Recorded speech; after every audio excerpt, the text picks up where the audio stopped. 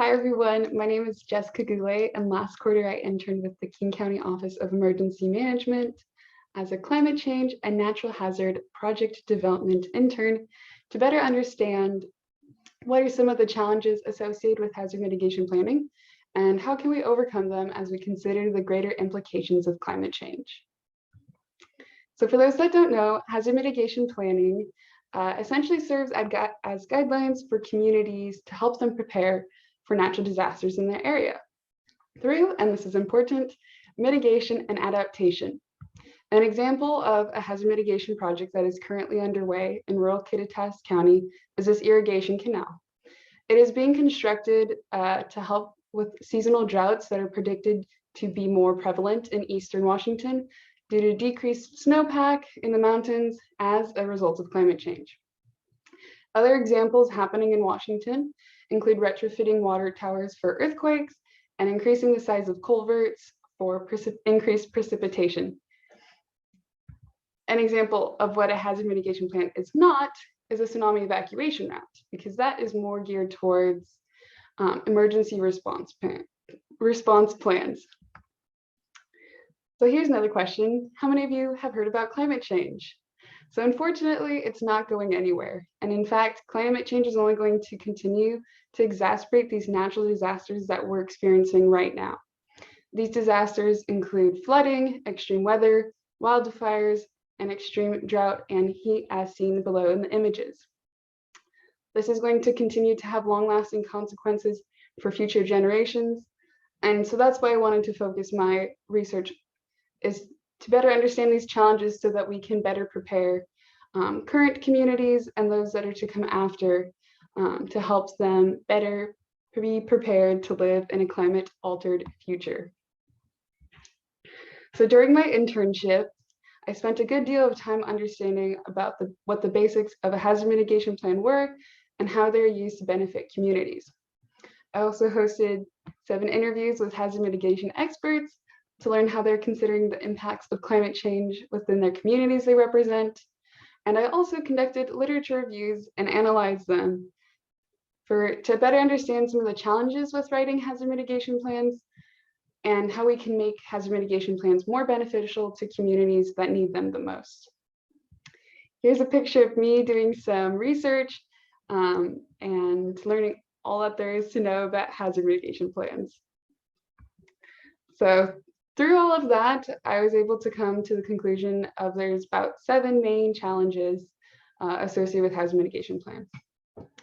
Note that they are very interconnected, but I think it's really important to highlight them as individuals in order to emphasize the impact that they have on this process. So in no particular order, the first challenge is limited stakeholder involvement.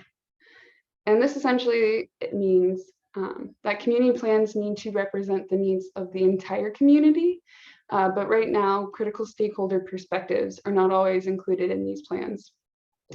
Second is a lack of concern. So as you can see in the map indicated by the darker shades of orange, people do believe that climate change is happening and that will continue to impact future generations, but unfortunately, the issues, they don't necessarily feel concerned that it will impact them in their lifetime. Another issue is low public support. While climate change is a very polarized topic in the United States, and while some people believe that it is an issue for our society, others simply do not. The fourth issue is limited funding. The government has allocated money for hazard mitigation planning, but there isn't always enough money for all the plans that need these resources. Fifth is weak internal accountability. If for whatever reason a hazard mitigation plan doesn't get approved the first time around, hazard mitigation experts might move on to addressing the needs of other hazard mitigation plans instead of revising and reapplying during future application periods. As a result, those specific hazards in those communities that are being represented by hazard mitigation plans might not get the resources that they need when they need them the most. Last but certainly not least is uncertainty about the future. So climate change projections are constantly changing as new data is gathered about the environment. It is difficult to write hazard mitigation plans that address the needs of communities more than 5 years in advance, so they just have to do the best that they can do. So some solutions that might seem kind of obvious but are important to recognize is, first and foremost, we need to immediately implement hazard mitigation plans to allow communities enough time to mitigate and adapt for the future. It's also critical that hazard mitigation plans address the needs of all stakeholders, gain the support of the public, have reasonable budget, are followed through within if they're not approved the first time around, and that they do their best to accurately prepare for future conditions with the information and resources that they have at hand. So some of the broader significance of my work is that adapting and mitigating communities for a climate-altered future is key in ensuring the safety and well-being of future generations.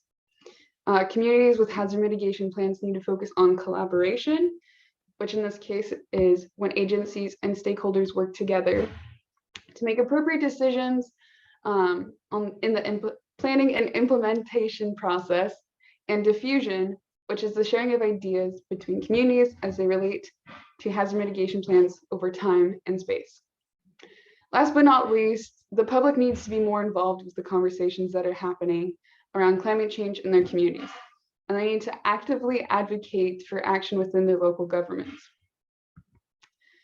So I just want to give a huge thank you to everyone who is involved in this process, including my site supervisor, Jared Schneider, for hosting this internship and working through all the bumps in the road with me. My faculty advisor, Terry Swanson, who provided additional insight to the issues of climate change through the lens of a scientist. Our peer advisor, Anna Weinman, for supporting my peers and I over the years. Congratulations on your new chapter in life. And of course, my friends and family who've listened to me ramble on and on about climate change. An additional huge thank you to my parents who've encouraged me throughout my academic career and who have inspired me to be the person that I am today. Specifically, my dad. Thank you for sharing your love for the environment with me and for challenging me to follow my dreams. I wouldn't be who I am or where I am without the love and support of my parents. Thank you.